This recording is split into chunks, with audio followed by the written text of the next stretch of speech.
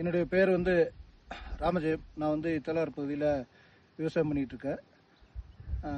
இப்போ நம்ம நிற்கிற ஃபீல்டு வந்து டீ தோட்டத்தை அழித்து முதல்ல கேரட்டு பண்ணியிருக்கோம். அதாவது டீ தோட்டம் அழித்து நான் கேரட் பண்ணும்போதே சாம்பிளுக்கு வேண்டி 2-3 பேர் விட்டுருந்தோம். அதில் வந்து உருட்டு வந்துருச்சு, உருட்டு கொஞ்சம் நிறையாவே வந்துருந்துச்சு. சரி என்னடா பண்ணுறது அப்படின்னு யோசனை பண்ணிவிட்டு விதை மறுபடியும் நான் கேரட் விதை விட்டுருக்கேன். கேரட் விதை விடும்போது இந்த சாலிப்ரோ வாங்கி அடிக்கலான்னு சொல்லி சொன்னாங்க. எல்லாமே சொன்னாங்க, சாலிப்ரோ வாங்கி அடிங்க, உருட்டு வராது அப்படின்னு சொன்னாங்க, நெமட்டோடெலாம் இருக்காது அப்படின்னாங்க. சாலிப்ரோ வாங்கி விதை விட்ட 3-4 நாளில் ஒரு டோஸ் கொடுத்தேன். நான் ஒரு டோஸ் கொடுத்தோன்னே நல்லா இருக்குது. பாருங்கள், இதுதான் வேறு